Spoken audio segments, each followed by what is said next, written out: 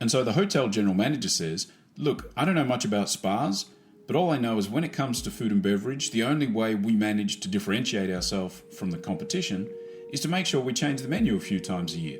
So that's what you need to do. You need to change your menu. It hasn't changed in 12 months. You need to give me some innovation. You need to give me something different. That's the only way we're going to stand out. G'day everyone, my name's Trent Monday and you're listening to Inside the Spa Business. Anyone that's been around the hotel spa business for long enough has probably had a conversation just like that one with their GM at some stage or another.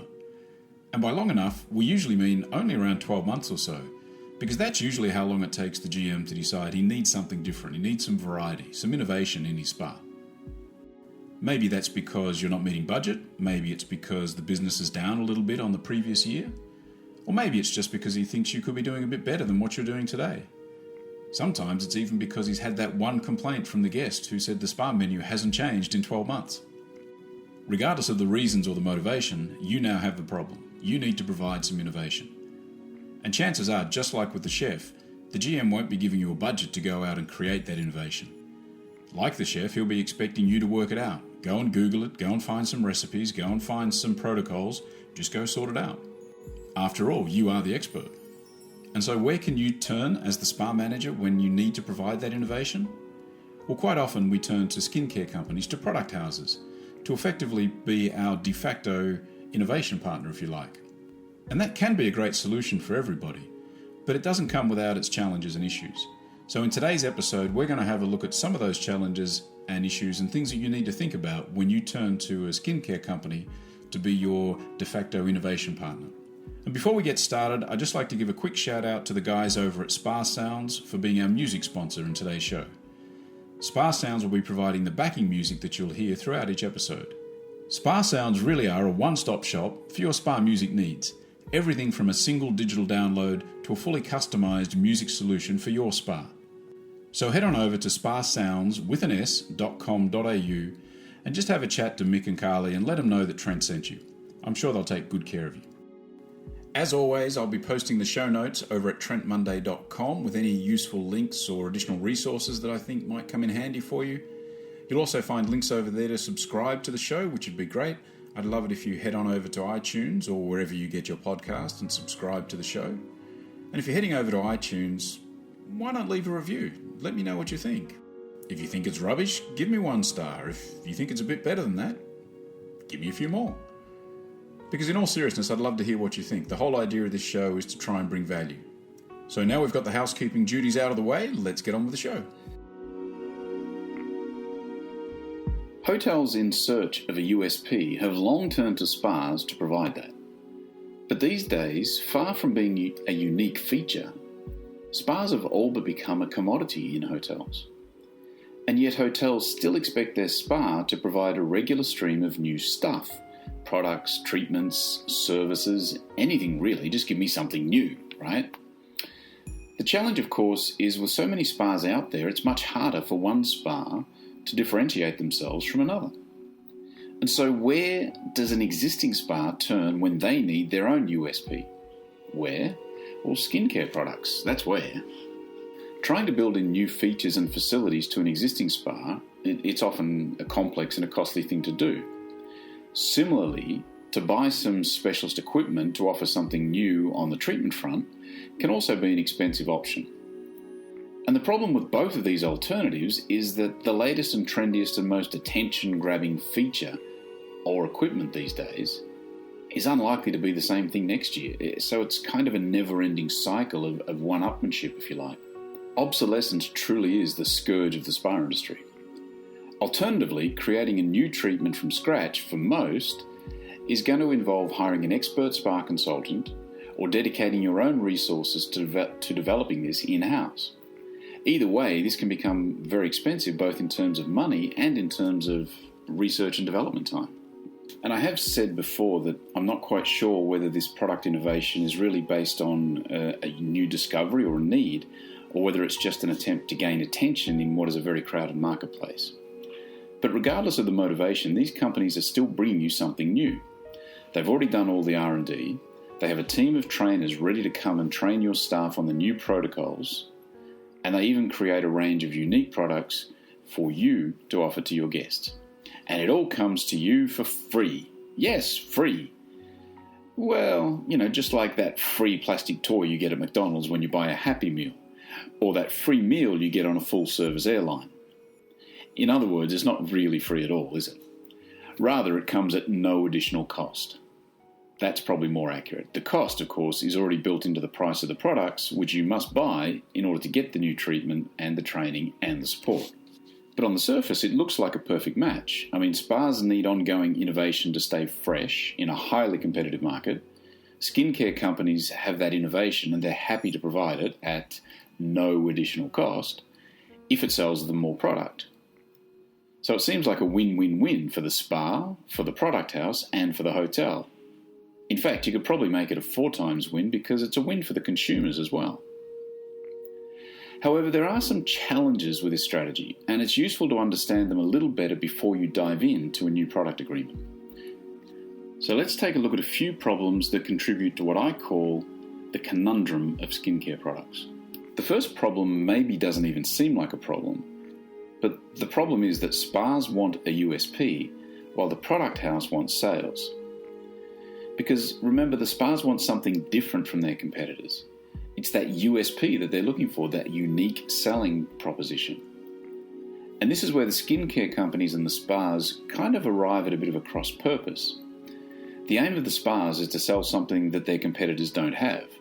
Having something new on the menu is great, but if that new item is also available at your 3 closest competitors, it's hardly a competitive advantage anymore. And meanwhile, the aim of the skincare company is to sell as much product as they can, which means they want their product in as many outlets as possible, without cannibalizing the market, of course. And fair enough, too. After all, they've incurred all of the expenses, the research and development, the product licensing and the registration, the marketing, the training, and the additional support. So if they're not going to charge you directly for that expense, then it's only fair to expect them to want to sell as much product as they possibly can. The second problem of the spa and product house relationship is the prevailing distribution model for most products requires a distributor to carry more than just one skincare line. They simply can't generate enough profits to justify all the associated expenses to license, import, store, ship, train, market, and support just one product line.